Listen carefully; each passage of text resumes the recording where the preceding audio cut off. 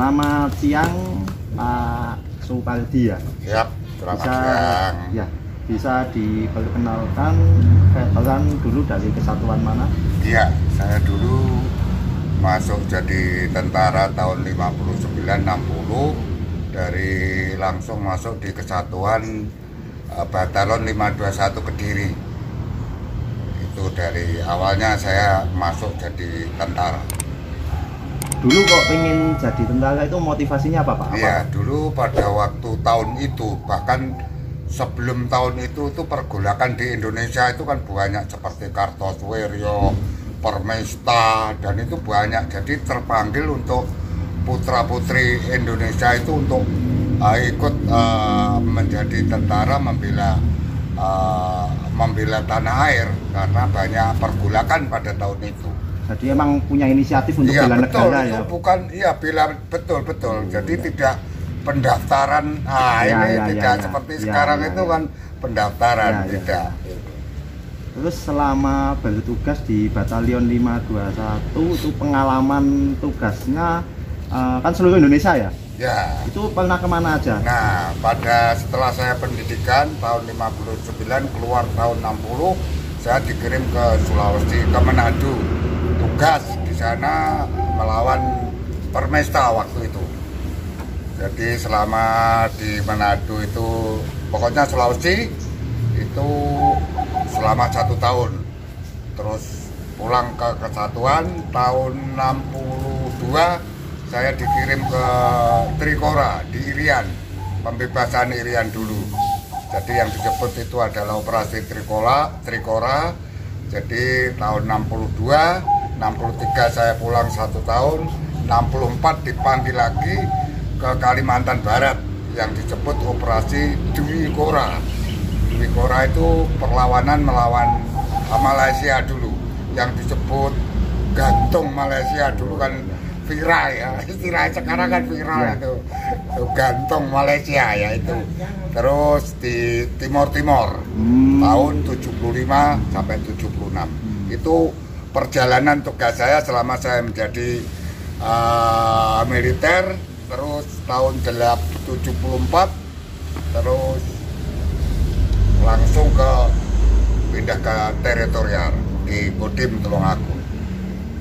Selama Pak Supardi bertugas ke Kalimantan, ke Papua, ke Timur itu kondisi Indonesia pada saat itu seperti apa sih? Kondisi Indonesia pada waktu itu ya situasinya ya bagaimana ya, keruhnya itu begini. Pada waktu 64 saya itu tugas di perbatasan Malaysia itu. Kalau tidak salah 65 itu pergolakan PKI itu. Jadi waktu itu sebenarnya saya sudah pulang ke kesatuan karena untuk pasukan tentara yang di Jawa itu untuk mengamankan G30 SPK itu terpaksa saya tertunda sampai 2 tahun, hampir 2 tahun saya di Malaysia. Jadi situasi di Jawa itulah yang saya dengarkan karena pada waktu itu saya di tengah hutan, di perbatasan gitu.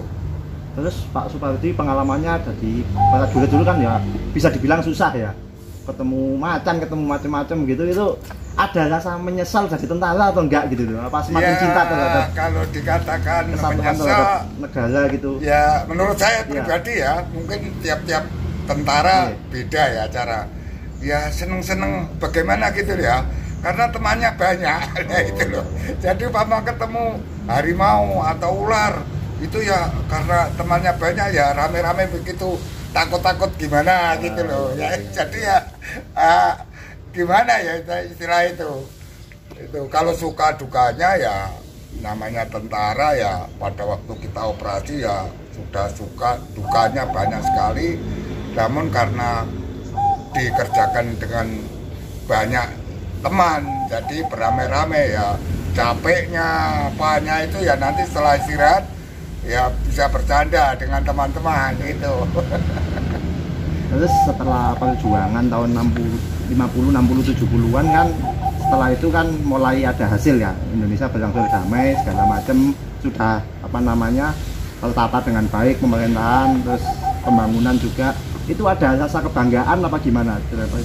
Kalau saya pribadi merasa bangga, walaupun dikatakan bangga itu menurut saya pribadi.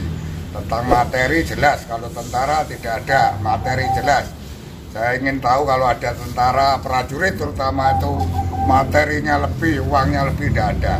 Ya kebanggaan saya itu saya selama mengabdi kepada negara dan bangsa selama sekian itu saya bertugas masih bisa hidup sampai sekarang usia 81 menikmati sisa hidup saya. Itu kebanggaan saya.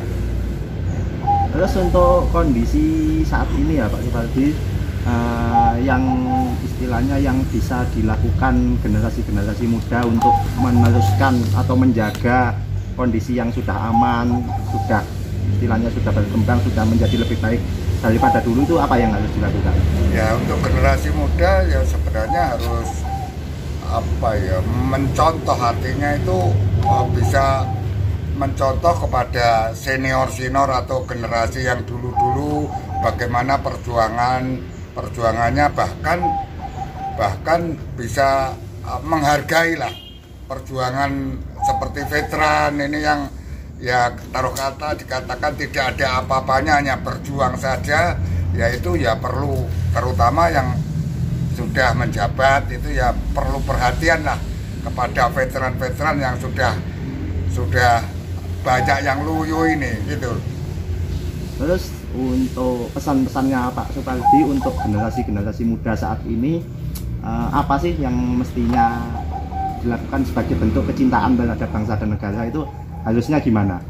Ya untuk generasi muda sekarang juga harus ikut bela negara, artinya apabila keadaan situasi negara itu keadaan yang genting, artinya tidak stabil, ya kita harus bisa milah-milah, artinya bagaimana tidak stabilnya ini.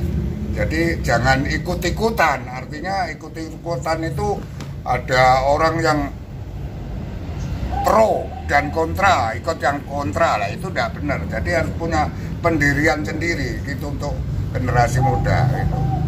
Jadi nggak boleh ikut makan berita-berita hoax, nggak boleh ikut isu-isu, apalagi ya, dibayar. Nah, kan sekarang itu saya pernah dengar itu ada yang dibayar itu agar ikut